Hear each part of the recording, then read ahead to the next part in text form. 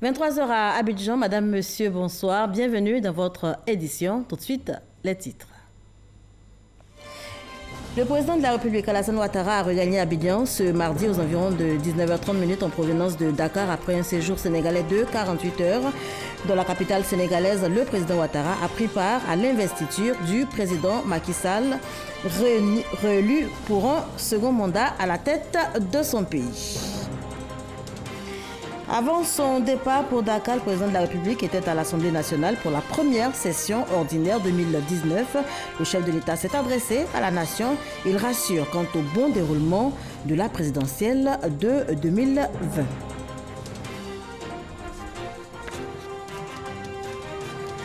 La filière Anacad entame sa 5e campagne et depuis la réforme, la production est passée de 527 000 tonnes en 2014 à plus de 750 000 en 2018. Quelle est la situation actuelle des producteurs? Nous en parlons ce soir dans le dossier EcoPlus avec Noël Niani.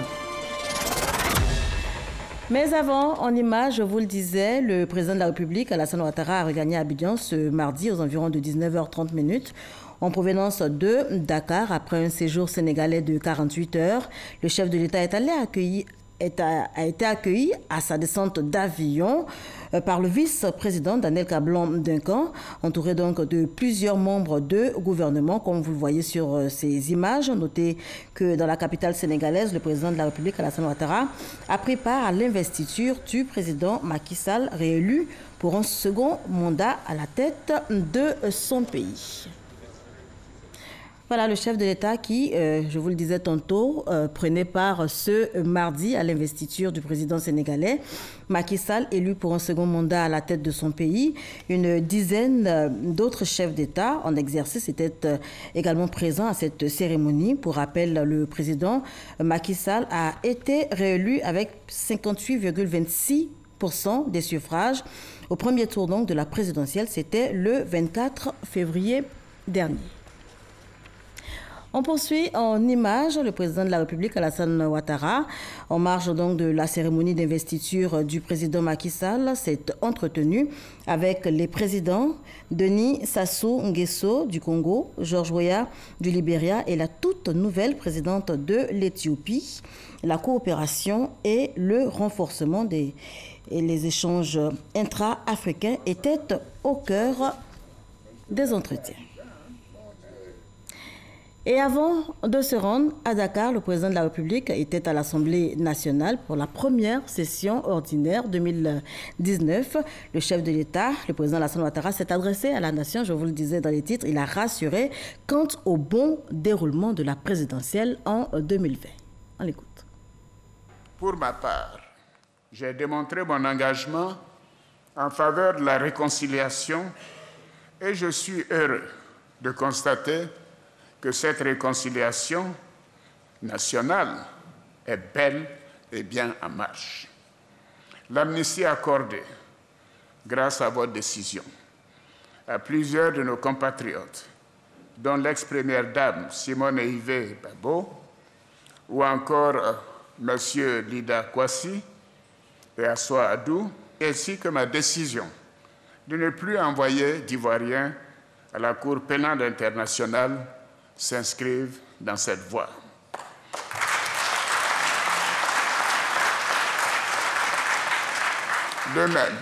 De même, je me félicite des décisions prises auparavant par la justice qui ont permis la mise en liberté de nombreux de nos compatriotes poursuivis ou condamnés pour des infractions en lien avec la crise post-électorale de 2010 ou des infractions contre la sûreté de l'État commises après le 21 mai 2011, date de mon investiture officielle. Bien évidemment, l'indemnisation des victimes doit continuer de demeurer une priorité, car ces moments furent difficiles et pénibles et choquants pour nombreux de nos concitoyens. Donc l'indemnisation en cours des victimes des différentes crises que notre pays a traversées s'inscrit dans la même perspective de réconciliation et du pardon. Oui, s'il n'y a pas indemnisation des victimes, il ne peut pas y avoir de réconciliation. L'État continuera d'apporter le réconfort et la solidarité de la nation aux victimes et à leurs familles. Et dans ce cadre, des mesures additionnelles ont été prises au plan matériel et financier en vue de soutenir davantage les victimes de la crise post-électorale. Toutes les victimes, sans exception.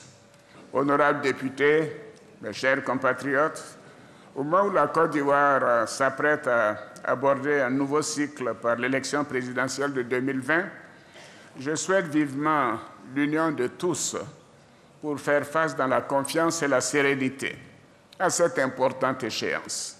Je suis convaincu, et je le répète, que tout se passera bien, dans une bonne ambiance, comme cela a été en 2015. Donc, je dirais aux uns aux autres d'arrêter de se faire peur.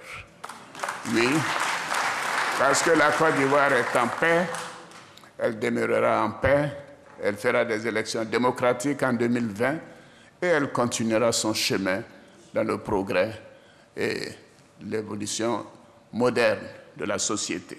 Je voudrais en appeler à l'union de tous autour des valeurs de paix, de dialogue et de fraternité, si chères au père de la nation ivoirienne, le président Félix Houphouët-Boigny. Nous devons mettre l'intérêt de notre chère Côte d'Ivoire au-dessus de nos intérêts individuels.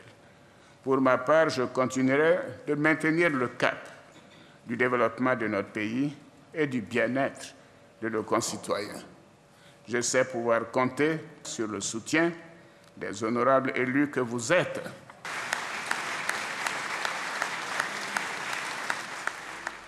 Voilà, première session ordinaire de l'Assemblée nationale. Le président Alassane Ouattara a fait plusieurs annonces à cette occasion. Une centaine de projets et de propositions dès lors seront examinés par les parlementaires, notamment sur la composition de la commission électorale indépendante, le statut des députés, le renforcement des droits des femmes et des mineurs. Les députés se sont prononcés.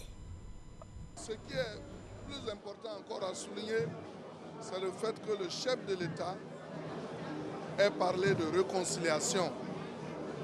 Et en la matière, il travaille à ce que cette réconciliation-là soit une réalité en Côte d'Ivoire. Mon groupe parlementaire, le PDCI, est résolument dans l'opposition désormais. Donc nous adopterons donc la posture d'un parti d'opposition, d'un groupe parlementaire d'opposition. Mais nous tendons la main également au nouveau président de l'Assemblée nationale. Et nous jouerons notre rôle sans animosité dans l'intérêt de la Côte d'Ivoire.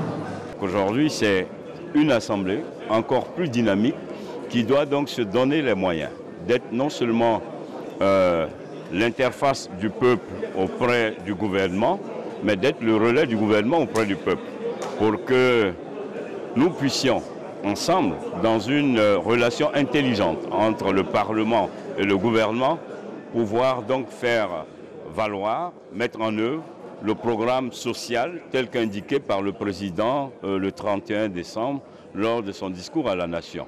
Le président a encore démontré une fois de plus que la Côte d'Ivoire est sur la voie de la réconciliation de la paix à travers la prise de sa loi d'amnistie qui a libéré Mme Simone Gbagbo 800 prisonniers et en plus de cela, la loi d'indemnisation des victimes dont j'étais porteur de ces deux lois à l'Assemblée.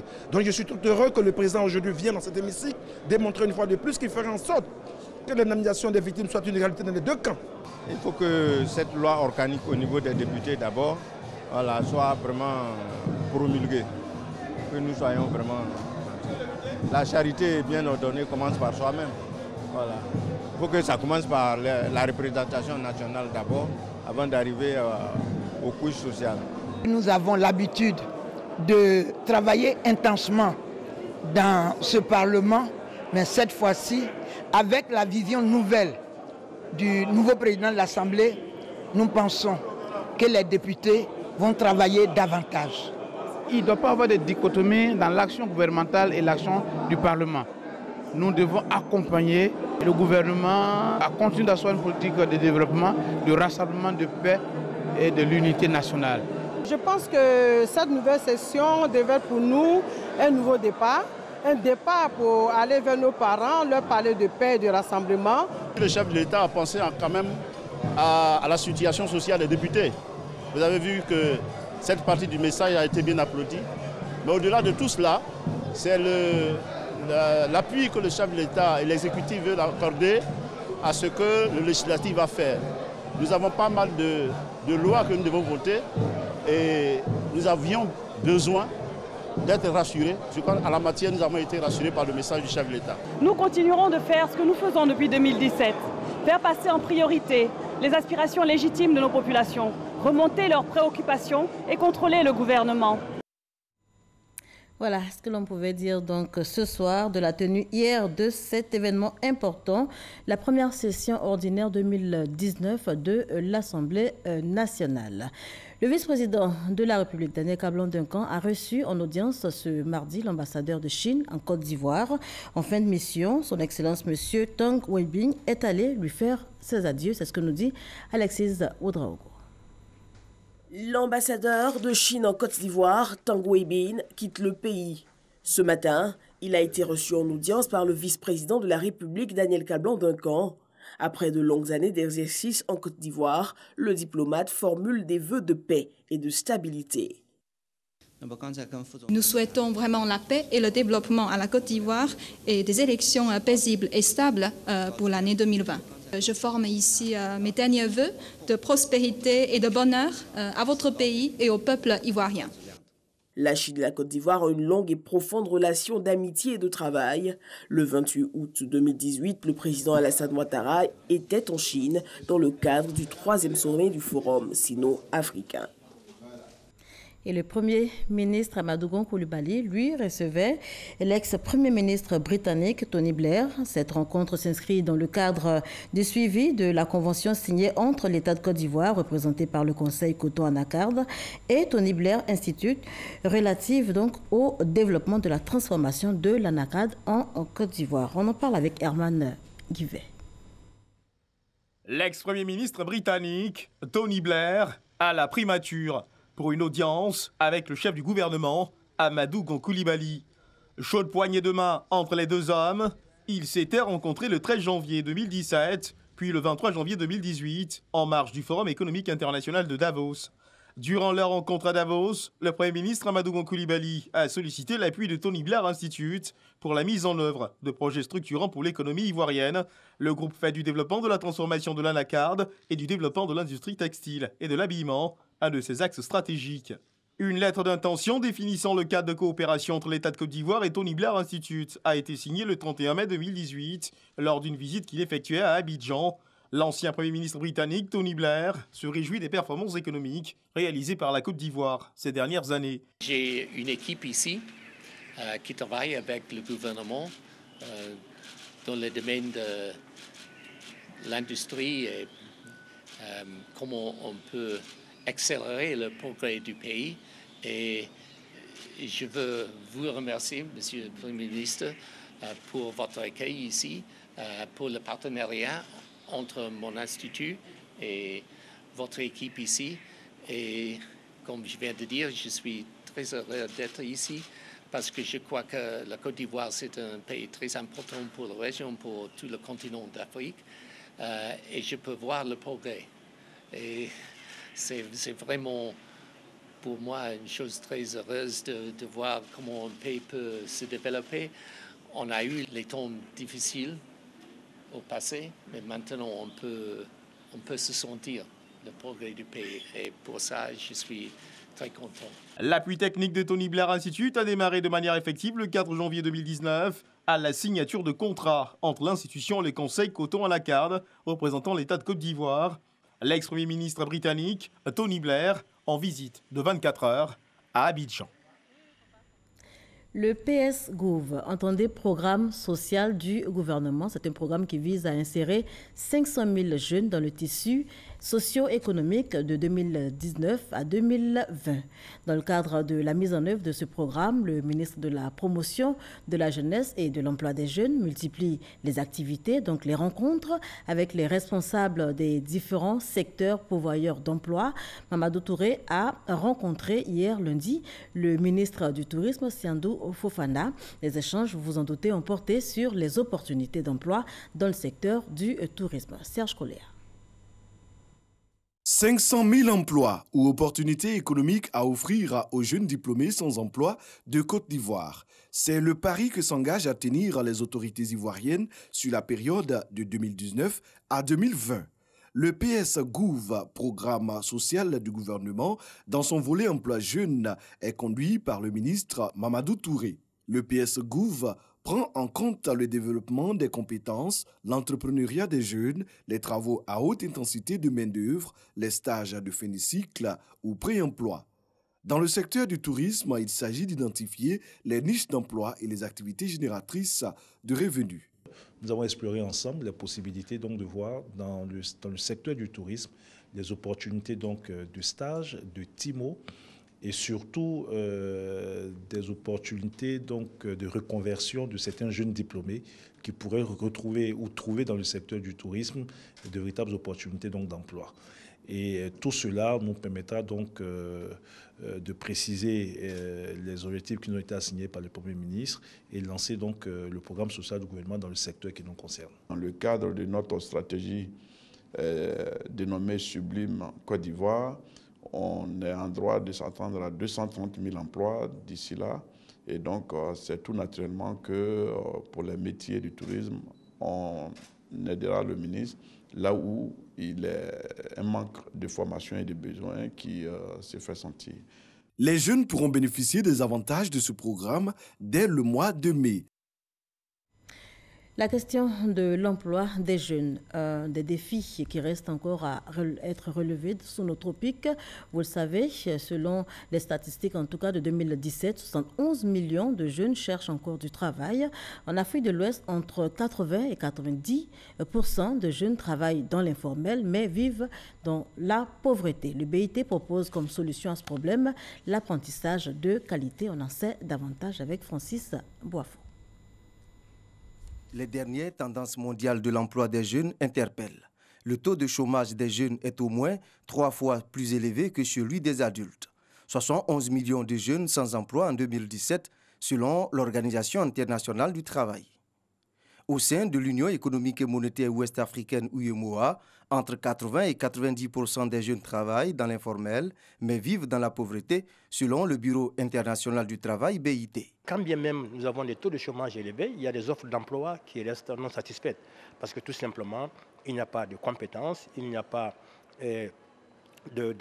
d'expertise qui existe pour n'est-ce pas, satisfaire à ces demandes qui sont exprimées par les entreprises, par le secteur privé. Pour réduire le taux de chômage, le BIT propose l'apprentissage de qualité aux gouvernants et aux entreprises. Au tout début de la formation, le jeune, l'apprenti, doit signer un contrat écrit pour avoir vraiment une base juridique où est-ce que les rôles et les responsabilités de tous sont clairement définis. Donc, on va savoir l'employeur, il s'engage à quoi, quels sont les bénéfices auxquels les apprentis auront droit et quelles sont aussi les règles à respecter. Pour permettre aux responsables des structures publiques et privées en charge de l'emploi des jeunes, aux représentants des systèmes des Nations Unies et aux instituts de recherche de s'approprier ce mécanisme d'emploi des jeunes, une rencontre se tient à Abidjan sur 3 jours. 5e campagne de la filière anacarde depuis la réforme. On en parle ce soir. La production est passée de 527 000 tonnes en 2014 à plus de 750 000 tonnes en 2018. Mais quelle est la situation actuelle des producteurs? Notre reporter Noël Niagno est allé à Bondoukou. Il a rencontré justement producteurs, commerçants et encadreurs dans le cadre de EcoPlus.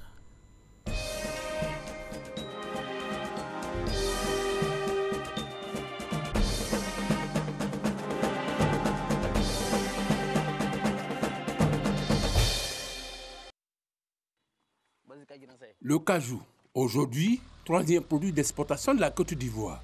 Hier, spéculation marginale avec des producteurs qui se disaient abandonnés. Nous, on vit ça qui joue très mal pendant plusieurs années. Parce que l'État ivoirien n'a considéré les anacardes en Côte d'Ivoire. Nous, les producteurs d'anacardes en Côte d'Ivoire, on est abandonnés. Ça, c'était hier. Désormais, l'État a pris les choses en main. La référence du regain d'intérêt économique du cajou, la réforme de 2013 et la survenue d'une institution, le Conseil coton anacarde, avec des objectifs clairement affichés. Nous faisons une réforme principalement pour prendre en compte les préoccupations du producteur, qui est celui-là même qui est le créateur de la richesse. Et en deuxième chose, nous savons que pour une filière, pour qu'elle soit viable, il faut que chacun y trouve son compte. Mars 2014, la première campagne. Le jeune Dongo Kwakukra du village de Méré, situé à 9 km de Bandoukou, que nous avions rencontré en 2014, est satisfait. Le prix d'acajou est monté jusqu'à 400 francs. Et j'avais fait 5 tonnes. Et cet argent que j'ai pu construire ma maison. Il en sera ainsi pour les campagnes 2015, 2016, 2017. Le jeune Dongo Kwaku fait ses comptes. Ça va. J'ai fait un bâtiment de 4 pièces salon. Effectivement, c'est grâce à l'anacarde que j'ai pu le faire. Je suis en train de construire un bâtiment de 4 pièces. Tableau identique pour l'ensemble des populations du Nord, Nord-Est, Nord-Ouest et Centre. Il y a eu un changement. Avant, à 110 francs au kilogramme, et puis maintenant à 400, à 500, les habitudes ont changé. Vous voyez, il y a de très belles maisons maintenant. Les gens sont véhiculés, les gens ont des motos, alors que par le passé, c'était des vélos. Donc aujourd'hui, il y a quand même une amélioration. À tout cela, associant la création d'emplois saisonniers. Au mois d'avril, c'est le temps des pluies. Le produit quittant le champ, venant vers ici, déjà humide, nous devons quand même le traiter un peu. Il faut le mettre sous la bâche. Alors, ce faire, il faut quand même un minimum de personnel. Alors, nous engageons les femmes. Au moins 20 femmes pour des tris d'au moins 15 à 20 tonnes. Maintenant, les jeunes gens qui viennent et qui font la mise à sac, qui coudent et qui passent à la charge des véhicules. Aussi, c'est encore du boulot. À l'origine de cet état de fait est l'encadrement tout azimut du producteur dans les régions de production, comme ici à Bandoukou. Encadrer les producteurs afin que ceux-ci puissent faire de la bonne productivité et de la bonne qualité. Et même leur permettre de faire une bonne commercialisation. C'est ce qu'on appelait les ventes groupées. C'est-à-dire qu'on dit dans un village, à telle date, comme à Flatchet-Dougou, c'est le marché, tout le monde vient avec son produit et la concurrence aidant, ça permet aux producteurs de vendre à un meilleur prix. Il y a un encadrement dédié spécialement à l'anacarde. Les acquis, entre autres, l'amélioration de la productivité. Avant, le champ était serré. Je peux avoir au moins 2 tonnes, 3 tonnes. Mais quand je suis allé à Korogo pour aller faire les informations au niveau de la CMRA, quand je suis venu, des fois, je peux faire 5 tonnes 500. De 527 000 tonnes en 2014, la production est aujourd'hui de plus de 750 000 tonnes, faisant ainsi la Côte d'Ivoire le premier pays producteur de cajou au monde et premier exportateur de noix brutes. Dans la même veine, le prix FOB a connu une évolution sensible de 420 francs CFA en 2014, 595 en 2015, il est de 730 francs en 2016, à la grande satisfaction des producteurs. Seulement voilà, la volatilité des prix est venue obscurcir l'horizon des producteurs pour les campagnes 2018 et 2019. Avec les prix Borchamp actuellement, on n'arrive même plus à envoyer les produits à Abidjan. L'année passée, c'était à 500 et ils ont payé jusqu'à 625, 800. Mais cette année, à 375, vraiment, ça nous a beaucoup découragés. L'État doit voir si c'est pour diminuer les taxes, pour que les exportateurs puissent concurrencer avec ceux du Ghana. Ça, moi, je pense. Vous avez dit trop de taxes? Sur la question, le Conseil coton anacarde explique. Nous avons donc 2 types de prélèvements. Le premier prélèvement, ce sont les contributions aux cotisations volontaires obligatoires.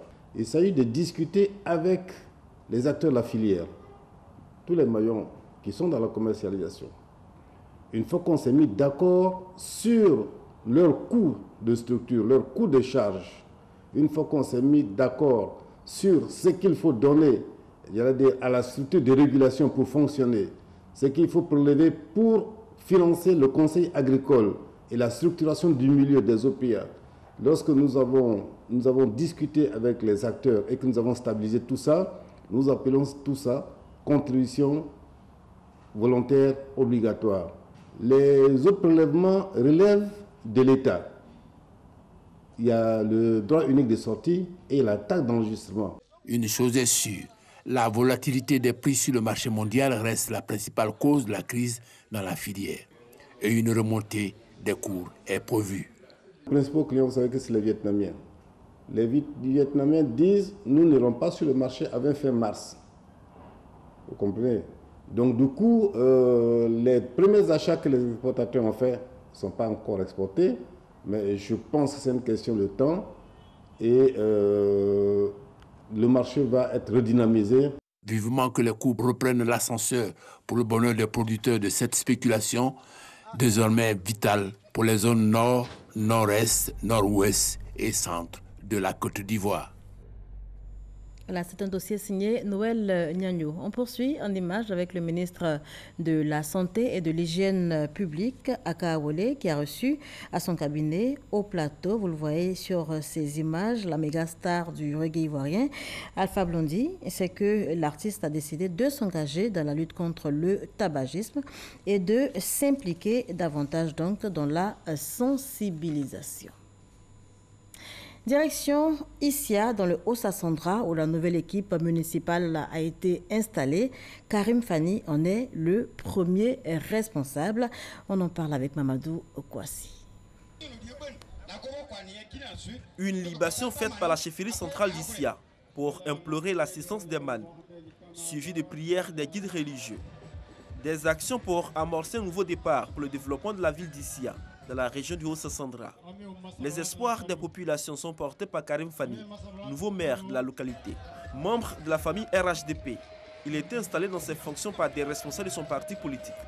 Ses défis, travailler à la cohésion sociale et au bien-être de ses administrés. Mais avant, il fait des doléances. La capacité de production d'eau de la station de Soviésie à Issia est actuellement à 1400 mètres cubes d'eau, ce qui soumet les populations à un délestage permanent. Cette production doit être améliorée à 2500 mètres cubes d'eau pour que toute la commune soit servie 24 heures sur 24. Nous plaidons à travers vous pour 20 km de bitume à mettre dans les rues de la ville d'Issia. Des assurances données par la ministre Kandia Kamsoko Kamara comme réponse aux doléances de l'équipe municipale. Elle invite les populations au rassemblement et à l'union autour de la nouvelle équipe afin de l'accompagner dans sa mission, celle de développer la ville d'Issia. Ce que je vous demande, c'est de faire en sorte qu'il n'y ait plus de division ici, à Issia, qu'il n'y ait plus de palabres ici, à Issia. C'est la raison pour laquelle nous vous demandons de soutenir le RHDP, de continuer de soutenir le président Alassane Ouattara, qui pense à tous les Ivoiriens. Que la paix règne ici à Issia. Le ministre Kobenon Kwasi Adjoumani, représentant le Premier ministre Amadou Gon Coulibaly, appelle les chefs traditionnels, les chefs de communauté et les guides religieux à œuvrer davantage pour la cohésion sociale. Il demande à l'ensemble des populations à adhérer aux idéaux de paix et de rassemblement prônés par le RHDP. Je voudrais, au nom du Premier ministre Amadou Gon Coulibaly, président du directoire du RHDP, dire aux braves populations d'Issia qu'elles peuvent être rassurées. Parce qu'avec le RHDP, que dire? Avec le président Alassane Ouattara, avec les oufouessistes, ça réussit toujours. La nouvelle équipe municipale d'Issia a reçu des dons du Premier ministre Amadou Gon Coulibaly pour lancer sa politique de développement. Le maire Karim Fani bénéficie à l'occasion du soutien de ses pairs et de groupes de soutien du RHDP venus des autres régions de la Côte d'Ivoire. En Algérie, le président Abdelaziz Bouteflika quitte son poste de président, poste qu'il occupait depuis maintenant 20 ans. Ce mardi soir, le chef de l'État algérien a présenté sa démission au Conseil constitutionnel. Notez que depuis le 22 février, il faisait face à une contestation populaire suite à sa décision de se présenter pour un 5e mandat. Et pour terminer ces images, juste pour rappel, le président de la République, Alassane Ouattara, a regagné Abidjan ce mardi aux environs de 19h30 en provenance de Dakar. Vous le voyez, après un séjour sénégalais de 48 heures, le chef de l'État, le président Alassane Ouattara, a été accueilli à sa descente d'avion par le vice-président de la République, Daniel Kablan-Duncan, entouré de plusieurs membres du gouvernement. Notez que dans la capitale sénégalaise, le président Ouattara a pris part à l'investiture du président Macky Sall. Voilà qui met un terme à ce journal. Merci de l'avoir suivi. Je vous retrouve demain, même heure.